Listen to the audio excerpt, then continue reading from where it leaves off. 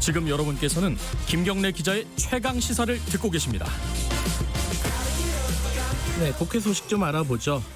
미래통합당이 국회에 들어갔습니다. 본격적으로 이제 상임위 활동을 시작을 하는데 지금 3차 추경은 지나간 일이지만은 앞으로 남은 일들도 많습니다. 공수처도 있고 국정원장 인사청문회, 통일부 장관 인사청문회, 부동산 관련된 정책적인 아마 논쟁은 굉장히 클 것으로 예상이 되고요. 미래통합당은 강력한 투쟁을 예고하고 있죠. 오늘은 미래통합당 3선 중진이십니다. 조혜진 의원과 함께 얘기 나눠봅니다. 안녕하세요. 예, 안녕하십니까. 조혜진입니다. 반갑습니다. 네, 국회에 다시 복귀한 어떤 각오 한 말씀 듣고 시작할까요? 예. 지난 4년 밖에 있으면서 국회 돌아가면 당과 또 나라를 위해서 할 일을 잔뜩 준비해가지고 왔는데 네. 시작부터 저희 당이 야당으로서 이 역할을 할 수 있는 기능들을 상실한 상태에서 시작을 하게 되니까 제가 하고자 했던 일들을 어떻게 해야 될는지 막막한 심정이 있습니다. 그렇지만 또 할 일은 해야 되고 또 야당으로서의 어떤 손발이나 이 견제 기능이 제거된 상태지만은 그래도 과거의 이 관행이나 이 선례에 매이지 않고 우리가 연구하면 정부 여당의 잘못된 정책을 바로잡을 수 있는 견제 기능을 지렛대를 찾아낼 수 있을 것 같고요. 그리고 국민들의 삶에 직결되는 여러 가지 사안에 대해서 저희가 제대로 연구해가지고 문제를 지적하고 대안을 제시해서 알겠습니다. 국민들이 선택할 수 있도록 만드는 일은 충분히 할 소지가 많이 있다고 생각합니다. 네, 조혜진 의원은 기재위에 이제 배정이 되신 거죠? 예. 근데 지금 생각해 보면요. 기왕 들어갈 거 조금 일찍 들어가가지고 추경 심사도 하고 그랬으면 좋았을 뻔했다. 이런 생각은 안 드세요? 맞습니다. 저희가 매달렸던 거는 야당으로서 역할을 하기 위해서 과거에 야당이 늘 맡아왔던 법사위를 맞는 일에 집중해서 노력을 해왔는데 여당이 법사위를 빼앗아가고 또 저희 야당이 몫이었던 7개 상임위까지 다 여당 상임위원장으로 독식을 하면서 일단 원구성 관련된 사안은 그때 이미 정리가 끝났다고 저는 생각했습니다.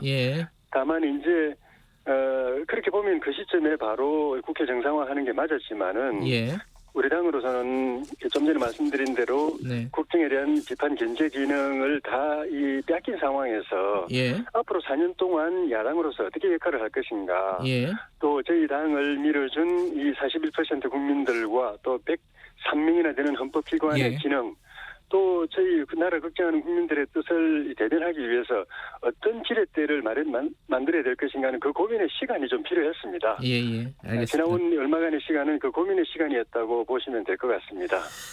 지금 사실은 이제 국회가 열린 지가 이제 한 달이 넘게 걸려가지고 이제 정상화가 되는 거잖아요. 이제 이거 관련해갖고 더불어민주당이 일하는 국회법을 만들겠다는 겁니다. 그게 주호영 원내대표 같은 경우는 이거 독재 고속도로를 닦는 법이다. 이렇게 규정을 했고. 근데 이게 미래통합당 쪽에서도 과거에 계속 그 일하는 국회 만들자고 했고 그런 비슷한 법안도 발의했고 했는데 어떤 차이가 있는 거고 왜 이 부분이 독재 고속도로를 닦는 법이라고 생각하시는 거예요?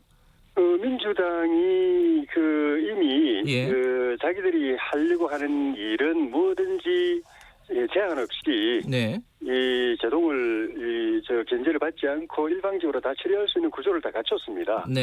수적으로도 압도적인 우위, 표결하면은 늘 민주당이 이길 수밖에 없고 민주당 안만 통과될 수 있는 구조를 가지고 있고 그나마 그것을 견제할 수 있는 법사위원장 가져갔고 하기 때문에 이 자체로서도 이번에 그 추경심의에서도 보고 그전에 그 원구성 그 표결 과정에서도 봤지만은 민주당이 일방 통행이 가능한 구조를 다 갖춰놓은 상황에서 또 다른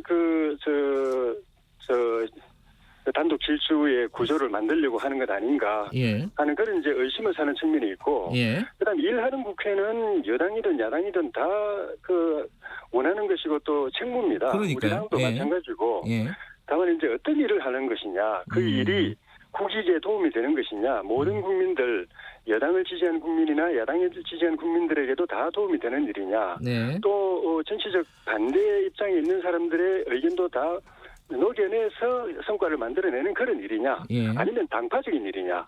정권, 여권에게만 유리하고 그 범여권이 하고 싶은 일만 일방적으로 밀어붙이는 그런 일이냐. 네. 그 부분에서 우리가 동의할 수 없는 부분이 있는 거죠. 알겠습니다. 그럼 그 일에 대해서 좀 여쭤보겠습니다. 그 일 중에 좀 관련이 되신 일부터 여쭤보죠. 부동산 관련해서요. 지금 정부 여당이 종부세율 강화하겠다. 그리고 뭐 취득세도 올리는 방안은 이건 뭐 검토 중인 것 같은데 뭐 그런 얘기들도 나오고 있어요. 이런 방향에 대해서는 어떻게 생각하세요? 조혜진 의원께서는? 종부세를 올리겠다고 하거나 또는 양도세를 올리겠다고 하거나 라는 것까지는 그래도 이거는 부동산 그 문제 해결과 관련돼 있는 그게 실효가 있느냐 없느냐는 별개로 부동산 해결과 관계에 있는 대책으로서 고민하는 거라고 생각을 할 수 있었는데 종부세 올리고 양도세 올리고 취득세까지 올리는 방안이 그 여권에서 흘러나오는 걸 보고 이거는 부동산 정책이 아니다.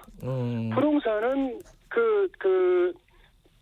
보유하지 못하고 팔게 만들도록 도와주든가 아니면은 팔지 못하고 가지고 있도록 도와주든가 그래야 되는데 이거는 팔아도 세금 매기고 사도 세금 매기고 그래서 그 세금을 피하기 위해서 가지고 있어도 세금 매기고 그러니까 이거는 그 집 가진 사람들을 꼼짝달싹 못하게 놓고는 이 세금 저 세금에서 세금만 걸어가는 정책밖에 안 되는 거거든요. 그러면 이거는 부동산 정책이 아니라 부동산 정책을 핑계로 내세워놓고 세금 걷어가는 정책밖에 안 됩니다. 그러니까 이거는 저 같은 사람도 이거는 정부가 지금 퍼주기 선심 예산을 너무 남발하다가 해가지고 고가리 비다 보니까 국간 채우려고 부동산 핑계놓고 지금 세금 걷어가려고 작정하고 덤비는 거 아닌가 하면서 의심이 들 정도로 이렇게 나오면 이거는 정책이라고 할 수도 없습니다. 실효성도 없을 것 같다 이런 말씀이시네요 지금. 지금까지 22차례 정부 들어서 3년 동안 22차례 부동산 정책 실패한 원인 중에 하나가 정도 진짜 부동산 문제 해결에 필요한 양질의 주택을 저가에 공급하는 그 정책은 팽개쳐놓고 맨날 규제하고 세금 뽑아가는 정책만 하다가 보니까 실패한 건데 지금 나오고 있는 정책도 그 틀에서 못 벗어나고 있으니까 희망이 안 보입니다. 국회에서는요. 지금 특히 야당이 그 김현미 장관 해임 건의안 이걸 검토하고 있다는 얘기 나오고 있는데 이거 추진하시는 거예요? 어떻습니까? 진작에 일정히 고민하고 있고요. 이거는 진작에 그렇게 정리되어야 될 부분입니다.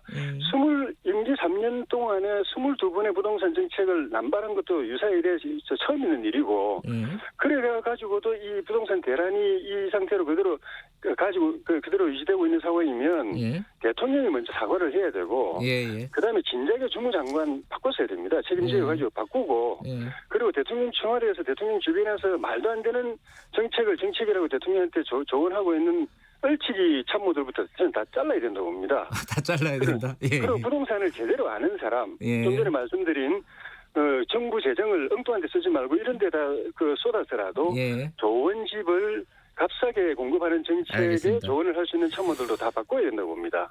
노영민 실장은 강남집 팔아야 된다고 보세요?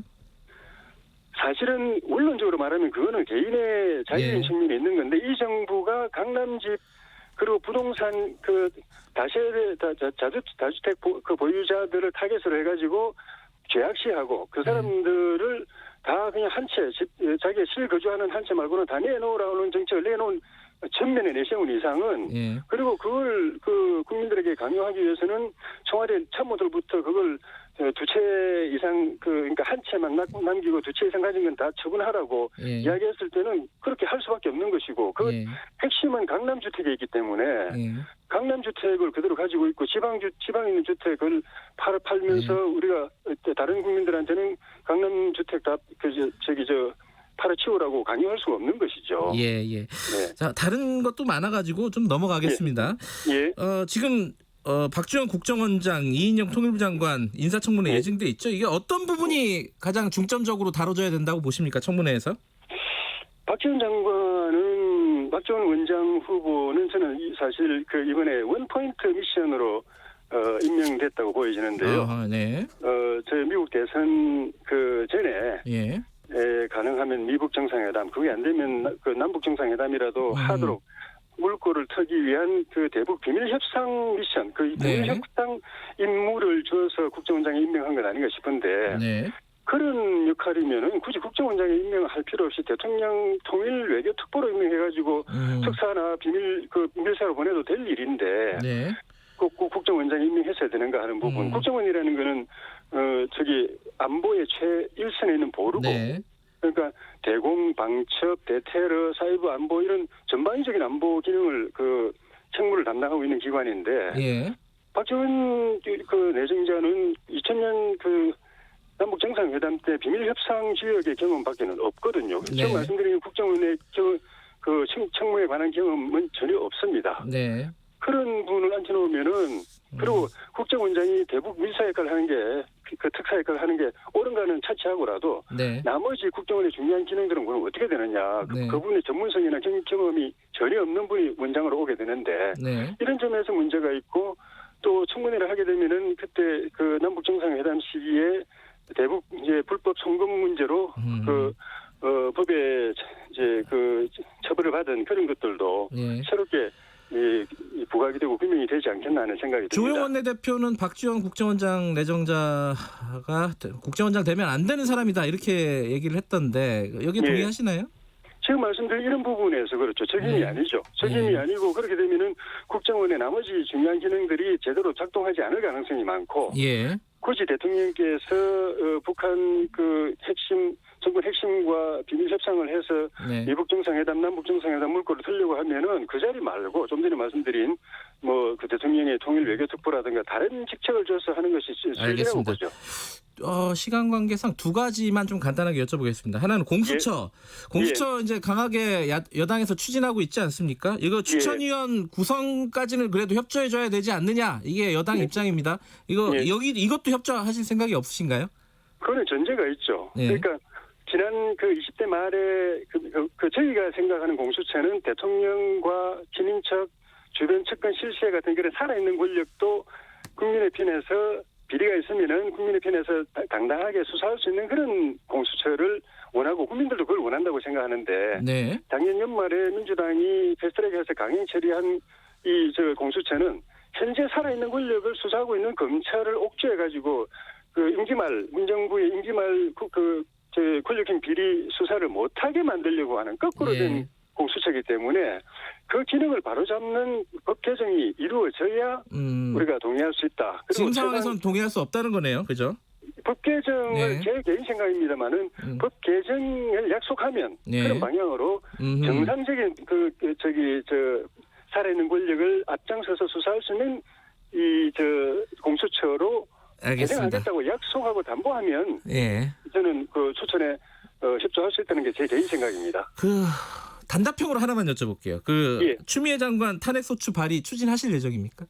이미 다 저희 내부에서 의견도 서명 받아놨고 7월 임시국회 중에 아마 되지 않을까 싶습니다. 올 1월달에 사실 한번 검찰 보복 학살 인사를 한 걸 보고 한번 탄핵소추안이 제출됐는데 20대 국회 회기 종료로 만료가 돼가지고 이번에 다시 내리게 되는 그런 측면이 있습니다. 여기까지 듣겠습니다. 고맙습니다. 고맙습니다. 미래통합당 조혜진 의원이었습니다. 김경래 최강시사 1분 여기까지고요. 잠시 후 8시에 2부에서 뵙겠습니다.